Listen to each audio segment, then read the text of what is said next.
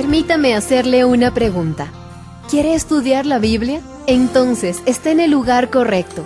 Bienvenido al Instituto Bíblico del Aire. Nuestro maestro nos enseñará a mirar la palabra de Dios y contestar estas 3 preguntas. ¿Qué dice la Biblia? ¿Qué quiere decir? Pero sobre todo, ¿qué significa para mí? ¿O cómo aplico los principios eternos de Dios a mi vida? En otras palabras, observación, interpretación y aplicación. Abramos nuestros corazones y unámonos al Instituto Bíblico del Aire, estudiando juntos el Antiguo Testamento. Despertad, borrachos, y llorad. Gemid todos los que bebéis vino a causa del mosto, porque os es quitado de vuestra boca. Porque pueblo fuerte e innumerable subió a mi tierra. Sus dientes son dientes de león, y sus muelas, muelas de león. Asoló mi vid y descortezó mi higuera, del todo la desnudó y derribó. Sus ramas quedaron blancas. Llora tú como joven vestida de cilicio por el marido de su juventud. Desapareció de la casa de Jehová la ofrenda y la libación. Los sacerdotes, ministros de Jehová, están de duelo. El campo está asolado, se enlutó la tierra. Porque el trigo fue destruido, se secó el mosto, se perdió el aceite. Confundíos labradores, gemid viñeros, por el trigo y la cebada, porque se perdió la mies del campo. La vid está seca, y pereció la higuera, el granado también, la palmera y el manzano. Todos los árboles del campo se secaron, por lo cual se extinguió el gozo de los hombres. Así comienza el libro de Joel. Joel es el segundo de estos 12 profetas menores que estamos estudiando. Quizás usted ha tenido la oportunidad de ver o estar cerca de algo como lo que Joel está describiendo. Este es un ataque de langostas. El sonido de estos insectos cuando van pasando y arrasando con la vegetación es atemorizante. Aparentemente en el tiempo de Joel hubo una terrible plaga de langostas y Joel se enfoca en eso. Esta plaga causó gran tragedia y calamidad, pues causó un hambre terrible. Joel llamó a esta plaga el Día del Señor. Esta expresión la usaron también otros profetas. Debemos conocer un poco a Joel, y esto es un poco difícil porque para ubicar a Joel no tenemos versículos introductorios que nos digan cuáles eran los reyes de la época, y dándonos datos importantes del periodo histórico en que él vivió. Esto significa entonces 2 cosas. Significa que el mensaje del libro está contenido en el libro mismo y no hay que tener necesariamente una perspectiva histórica para entenderlo. Pero también significa que es difícil ubicar a Joel en la historia hebrea. Los eruditos no están de acuerdo en la fecha en que él vivió. Típicamente los eruditos liberales lo colocan muy tarde, cerca del 500 o 400 antes de Cristo. Y la razón por la que lo ubican tan tarde es que si lo colocan mucho antes, entonces las profecías que él nos da son muy sobrenaturales y los eruditos liberales están interesados en destruir esta idea. Mientras más tarde lo colocan, menos sobrenatural es su ministerio profético. Ahora los eruditos conservadores lo ponen cerca del 830 antes de Cristo y lo hacen contemporáneo con Elías y Eliseo. Esto hace que sea la primera escritura de los profetas y esto lo pone, por supuesto, antes de la cautividad babilónica que ya hemos mencionado en varias ocasiones. El profeta Joel predice el cautiverio babilónico con unos 200 años de antelación y predice también el día de Pentecostés en su libro profético unos 800 años antes, si usted lo ubica donde lo ponen los eruditos conservadores. No diremos más sobre la fecha de Joel porque, como hemos dicho, no es algo que necesariamente tengamos que conocer para entender su profecía. Usted encontrará algo más importante, y es la revelación profética en el libro de Joel que le llevará hasta el día de Pentecostés y aún más allá, 2000 años y más, en esos últimos días, tal como lo han hecho muchos de los profetas. Si vemos el mensaje que él predica, tal como hemos visto en lo que leímos al principio, él profetiza y al profetizar, él se fija en esa plaga de langostas y dice que esta plaga es el día del Señor. Él hace referencia a las langostas como a un ejército. Si usted conoce algo sobre langostas, sabrá que en verdad trabajan como un ejército. Él dice que este ejército es realmente el ejército de Dios.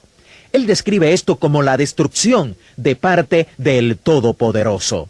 Él está predicándole al reino del sur en esta ocasión y les está diciendo que esta destrucción que vendrá del Todopoderoso viene como juicio sobre ellos. Él es muy elocuente cuando describe el trabajo del ejército de langostas. Él dice, día de tinieblas y oscuridad, día de nube y sombra. Como sobre los montes se extiende el alba, así vendrá un pueblo grande y fuerte. Semejante a él no lo hubo jamás, ni después de él lo habrá en años de muchas generaciones. Él está hablando de las langostas, y esto es muy obvio en el capítulo 2, versículos 4 a 11, cuando dice, su aspecto como aspecto de caballos, y como gente de a caballo correrán. Como estruendo de carros saltarán sobre las cumbres de los montes, como sonido de llama de fuego que consume hojarascas, como pueblo fuerte que está dispuesto para la batalla. Delante de él temerán los pueblos, se pondrán pálidos todos los semblantes. Como valientes correrán, como hombres de guerra subirán el muro. Cada cual marchará por su camino y no torcerá su rumbo. Ninguno estrechará a su compañero. Cada uno irá por su carrera y aun cayendo sobre la espada, no se herirán. Irán por la ciudad, correrán por el muro, subirán por las casas, entrarán por las ventanas a manera de ladrones. Delante de él temblará la tierra, se estremecerán los cielos, el sol y la luna se oscurecerán, y las estrellas retraerán su resplandor. Y Jehová dará su orden delante de su ejército, porque muy grande es su campamento. Fuerte es el que ejecuta su orden, porque grande es el día de Jehová y muy terrible. ¿Quién podrá soportarlo? Él le dice al pueblo de Dios allá en Judá que ese es el día del Señor. Él sugiere que se llame a una asamblea solemne y que haya arrepentimiento, oración y ayuno. Y dice, rasgad vuestro corazón y no vuestros vestidos.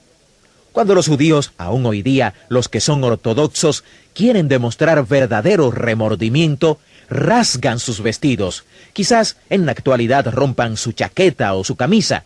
Esto es un simbolismo. Pero él les está diciendo, no rompan sus ropas, rompan sus corazones. Está llamando al verdadero arrepentimiento. Es obvio que cuando él habla de la plaga de langostas y la llama el día de Jehová, está diciendo, este evento presente es el día del Señor, pero luego, obviamente, está hablando a veces del cautiverio babilónico que estaba por ocurrir. Si uno lo ubica temprano, él está a unos 200 años del cautiverio babilónico. Y cuando habla del ejército babilónico, dice que su apariencia nunca antes ha sido vista, y nunca más se verá en las generaciones del mundo. Delante de él, dice Joel, consumirá fuego, tras él abrazará llama.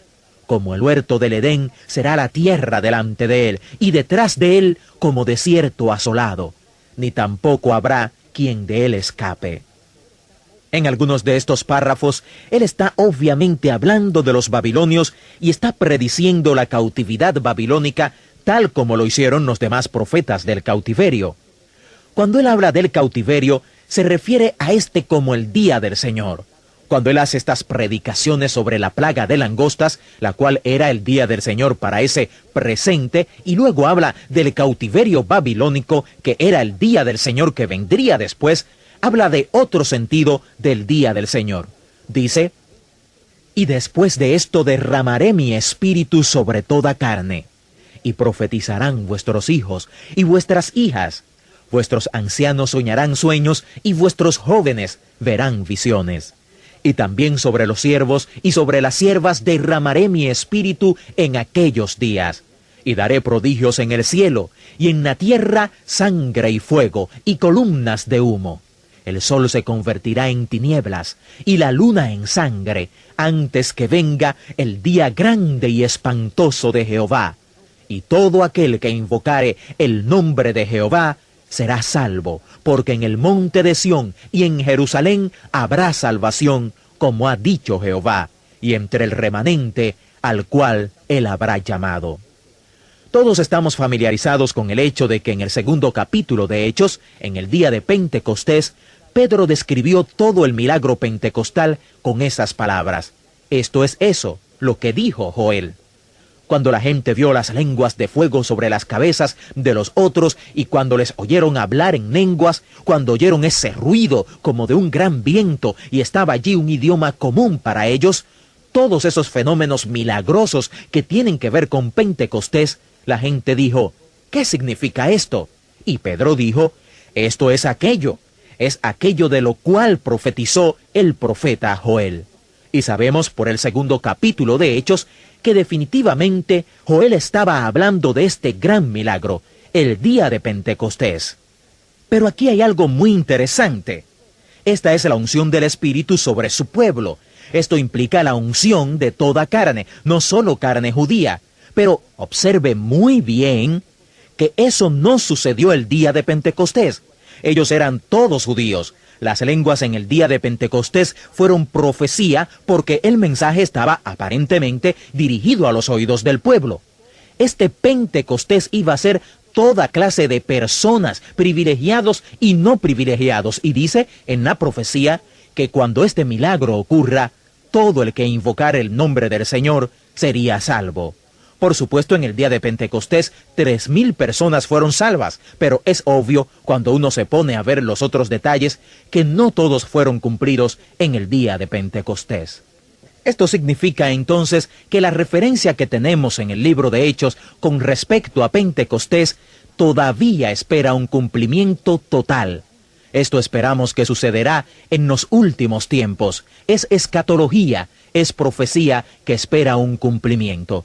Estas son de las cosas interesantes que encontramos en el libro de Joel.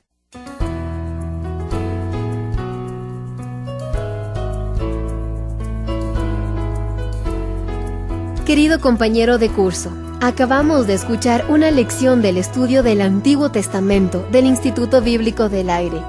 Este estudio es especialmente para usted, que quiere estudiar la palabra de Dios.